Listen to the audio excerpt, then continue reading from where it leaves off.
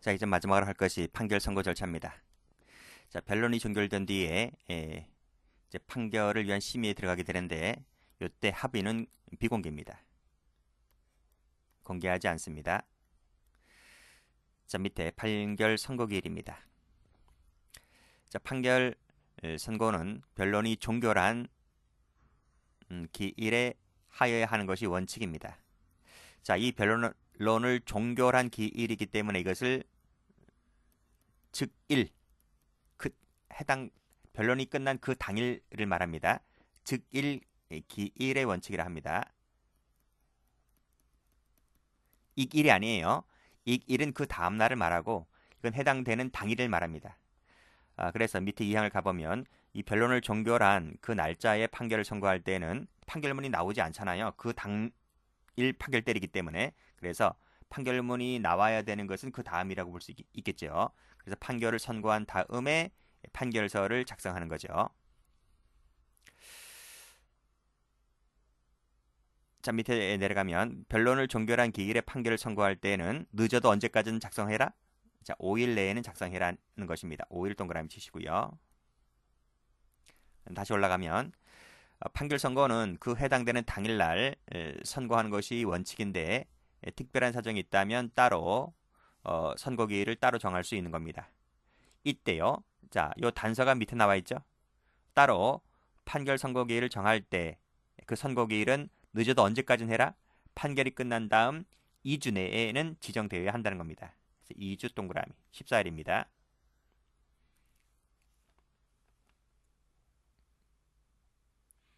됐고요. 색깔 칠할게요. 여기 요 14일과 5일 바꾸면 틀려요. 자, 그리고 판례 보면 판결 선고 기일을 통지한 바 없이 불출석한 상태에서 판결을 선고하면 당연히 위법이죠. 앞에서 출석 기회 주라고 했잖아요. 지금 통지한 바 없다는 것은 출석 기회조차도 주지 않았단 말이기 때문에 이것은 위법이라는 거죠. 자, 밑에 판례. 원심이 판결 선고 기일로 지정되지 않았던 일자에 선고를 진행하는 것은 당연히 위법이죠. 그렇죠?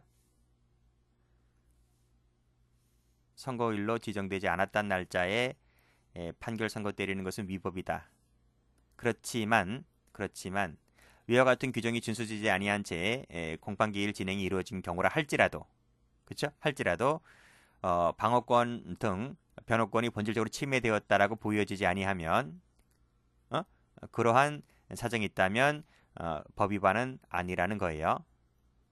자, 밑에 요 화살표를 해놨는데 종전책 갖고 있는 분들이 약간 다를 수가 있어요. 근데 뭐 틀린 건 아니고 제가 좀 약간 좀 추가해서 넣어놨는데 이거 한번 봅니다. 자, 선고기일을 23년 4월 7일자로 지정하여 고지하였는데 지정된 바와 달리 언제로 했어요? 앞당겼네요. 23년 3월 24일자로 지금 선고기일이 진행된 거예요. 자, 그랬다면 당연히 이쪽은 모르겠죠. 그치? 선고 날짜가 바뀌었다는 걸 모르겠죠. 그랬다면 이 교도소의 재감 중이던 피고인이 교도관의 지시에 따라 법정에 출석하였고 원심이 피고인의 항소를 기각하는 판결을 선고한 것은 법 위반이다는 거지. 침해되었다고 볼 수가 있기 때문에 그렇죠? 그래서 피고인의 방어권과 변호권을 침해했다. 그래서 법 위반이다. 이렇게 보았던 내용입니다. 그래서 요 화살표 되어 있는 이 부분은 요걸 설명해 주고 있는 거예요. 다만 이하를 설명해 주고 있는 것이 아니고. 자, 됐습니다. 선고 기간입니다.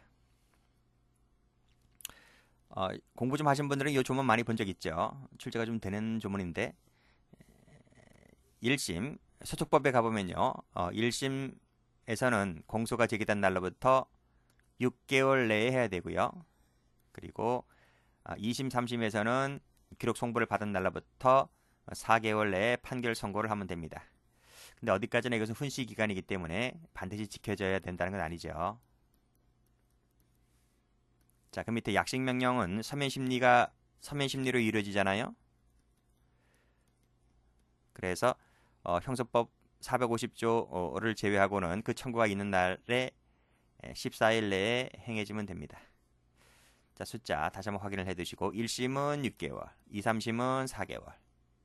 4자라는 숫자가 흔하진 않아요. 3개월이 많지 4라는 흔하지 않기 때문에 기억을 해두시고 6개월, 4개월입니다. 약식 명령은 14일입니다. 자, 선고 방법입니다.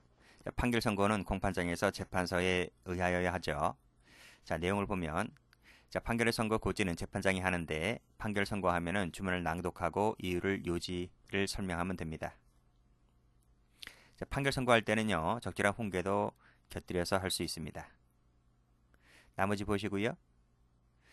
자, 형을 선고하는 경우에 재판장은 피고인에게 상소할 기간과 상소할 법원을 고지해야만 됩니다.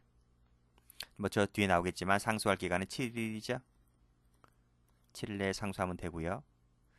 자, 재판이 하나 나왔는데 판결 하나 나왔는데 자, 판결 선고는 재판장이 판결 주문을 낭독하고 상소 기간 등을 고지하고 훈계 등을 마치는 등 이 선고 절차가 마쳤을 때 종료가 되는데 재판장이 주문을 낭독한 이후라도 선고가 종료되기 전까지는 이 판결 주문 내용을 정정하고 다시 선고할 수 있습니다. 그런데요. 종료되기 전까지라도 이런 것들은 할 수가 있지만 이 선고가 무제한 허용되지는 않는다는 거죠. 그래서 여기서 정정하고 다시 선고할 수 있다는 이것은 재판장이 잘못 낭독했다든지 내용에 잘못이 있다든지 그랬을 때에 한해서만 이 정정 선고가 가능하다는 것입니다. 자, 그러면 과연 그런지 꺽쇠 2번을 가봅니다. 1심 재판장이 피고인은 징역 1년에 처한다라고 주문을 낭독했는데 갑자기 피고인이 재판이 개판이야 라고 난동을 부리죠. 그러더니 화가 난 1심 재판장이 선고가 아직 끝난 것이 아니고 선고가 최종적으로 마무리 전까지는 다시 종합해서 선고한다고 하면서 바로 뭐 며칠 있다가도 아닙니다. 바로 징역 3년을 때렸죠. 개판입니다. 판사도. 자, 이것이 과연 적법일까? 판례가 뭐라 했습니까? 선고가 종료되기 전까지는 다시 정정할 수 있지만 그 정정 내용은 잘못 낭독했다든지 내용에 잘못이 있다든지 했을 때만 그렇다는 겁니다. 그런데 갑자기 피고인이 재판이 개판이야 이렇게 욕설하면서 난동을 부렸다는 이유만으로 갑자기 형을 3배 이상 때리는 것은 이것이야말로 판사가 개판이죠. 그래서 이런 것은 위법이다 이렇게 봤습니다. 자, 심리를 비공개한 경우라도 판결 선고는 반드시 공개가 되어야만 합니다. 자, 선고 방법은 끝났고요. 자, 출석인데 출석은 앞에서 본 적이 있습니다. 자, 검사에 있습니다. 검사는 판결 선고 기일날 출석하지 않아도 됩니다. 여기 좀 나와 있죠. 2번 이상 이 통지를 2번 이상 받고 출석하지 아니했다는 것은 앞에서 배웠고요. 지금 보는 것은 판결이니까요. 판결만을 선고할 때는 검사 출석하지 않아도 되고요. 피고인은 출석해야 되는데 여기서 진술하지 않거나 허가 없이 퇴정하거나 퇴정명령을 받거나 할 때도 진술 없이 판결할 수가 있는데요. 어디까지나 예외고 일단 피고인은 출석해야 되는 것이 원칙이죠. 근데 이런 경우는 예외적으로 출석하지 않아도 없이도 판결할 수 있다. 변호인 출석하지 않아도 됩니다. 이 국선 같은 경우 있죠. 또는 필요한 사건을 할지라도 선고 기일 날에는 출석하지 않아도 됩니다. 효과 당해 심급이 끝나죠. 1심이면 1심, 2심이면 2심 당해 심급이 끝나고 상소나 그렇죠. 항소나 상고 기간이 진행됩니다. 판결을 선고한 사실은 공판조서에 기재하면 됩니다.